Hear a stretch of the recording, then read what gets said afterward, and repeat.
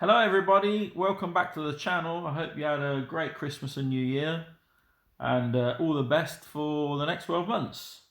Alright, let's have a little chat about working in the UK v working in Italy, which are two very different approaches to work and life. So working in different countries is about much more than just salary or job titles. It reflects deeper cultural values, how people see time, success, relationships, quality of life. The UK and Italy, while both European nations, offer strikingly different working experiences. From office culture and working hours to career progression, work-life balance, each country has its own strengths and frustrations. So, what is it like to work in the UK versus working in Italy? Looking at professional culture, employment structures, lifestyle, and overall attitudes towards work. Well, I've worked in both countries in various sectors, and I might just be able to give you some answers. So, let's talk about work culture and attitudes. In the United Kingdom, work culture tends to be structured, task-oriented, efficiency-driven. Punctuality is expected, deadlines matter, and meetings usually follow clear agendas. Professionalism often means maintaining a certain distance between personal and work life, especially in larger companies.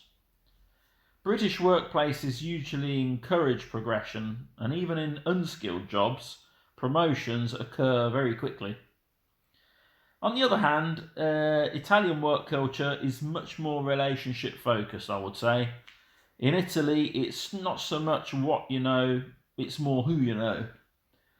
This can feel very frustrating for those who prefer strictly merit-based systems, because it can stop people who may deserve to progress from getting up the ranks. Targets are strictly enforced, and there is less flexibility in workplace, reflecting perhaps a cultural difference.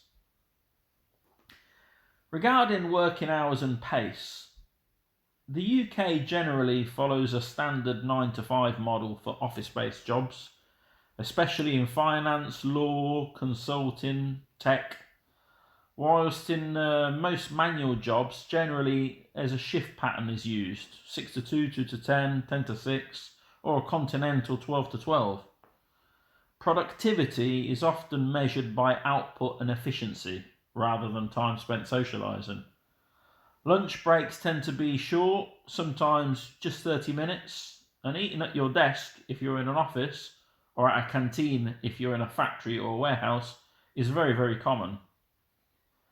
The pace of work can feel intense with an expectation to respond quickly to emails if you're in an office, or again, if you're in a manufacturing sector, for example, achieve set KPIs. Italy has often slower daily rhythm, but this doesn't necessarily mean fewer working hours. In some manual roles, like construction for example, lunch can start and last for up to 2 hours, and workers may have lunch in a local restaurant altogether, prolonging the day in effect until the evening, something which generally does not happen in the United Kingdom. So, long lunch breaks are more common in Italy, particularly in smaller towns, and meals are treated as an important part of the day. However, inefficiencies, bureaucracy, and interruptions can make work feel less streamlined. Let's talk about work-life balance. In the United Kingdom, it depends heavily on the industry and the employer. Many office-based companies now promote flexible working or remote options. Employees are legally entitled to at least 28 days of paid holiday, including bank holidays, which is generous by global standards. Overtime is not compulsory nor expected, but it's always appreciated, especially in the smaller companies. In Italy, employees are entitled to have around 4 weeks pay leave, and it's common for businesses to slow down significantly in August and to have set holidays at Christmas and in the summer, for example, where most places shut down. That said, Job insecurity, lower wages, and high unemployment can sometimes undermine this balance because people may need multiple jobs and overtime to make ends meet. Moving on to salary and the cost of living. Well, generally, salaries in the United Kingdom are higher than Italy, especially in major cities like London, Manchester, or Edinburgh. Professional roles in finance, technology, and healthcare tend to be very, very well paid indeed. Wages for low skilled jobs in the private sector, like manufacturing, warehousing, distribution, they are much higher than Italy as well, mainly because of the low income tax rates, which the UK has, and the national minimum wage, which as of January 2026, it currently stands at £12.21 per hour, soon to increase to £12.71 per hour in April 2026. In the United Kingdom, there is also a personal allowance of £12,570 per year, again as of January 2026, an amount which you can earn without having to pay any tax on, which helps a lot, along with other tax breaks. The cost of living, particularly rent, transport, energy bills, and food, is reasonable, although in cities like London, a large portion of income may go towards housing alone. I find personally that the council tax in the UK is the only terribly excessive tax. This has to be paid yearly and is based on the area and the size of the property you live in, and can amount to up to £2,000 to £3,000 depending where you live. Italy typically offers lower average salaries, especially for young professionals. Entry-level wages can be challenging, and the absence of a minimum wage, along with high unemployment, means it can be very hard to live day by day. A lot is made of the tredicesima and quattordicesima, which are extra payments received during the year, but in my opinion these are offset by the low wages and the high rates of income tax. Let's now talk a little bit about career progression and job security. Well, the UK job market is relatively dynamic. Changing jobs is very common, generally not frowned upon at all. Career progression is often performance-based, and employees are encouraged to seek promotions, new opportunities, or even pursue entirely new career paths.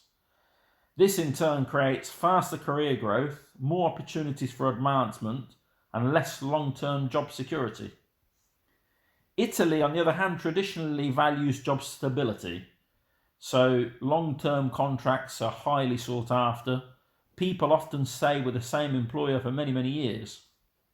Now, while this provides security, it can limit flexibility and innovation.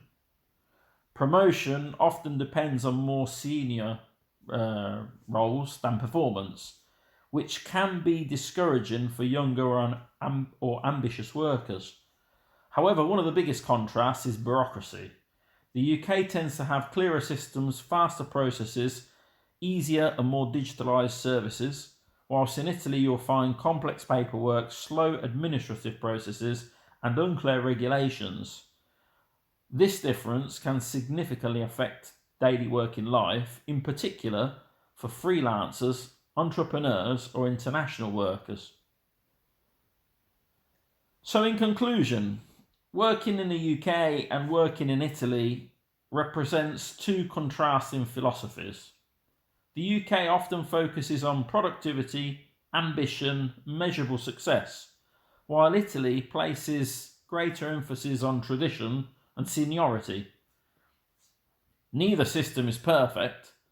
The UK can feel less stressful and more inexpensive.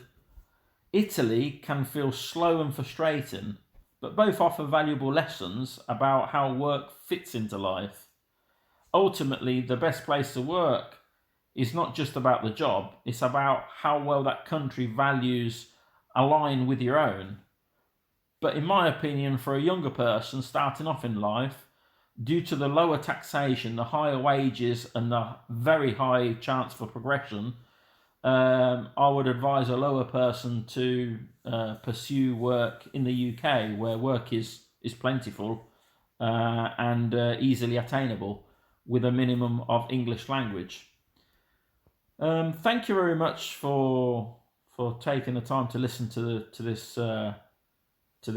blog. Do appreciate you all. Thank you very much for watching, and I'll see you next time. Have a nice day.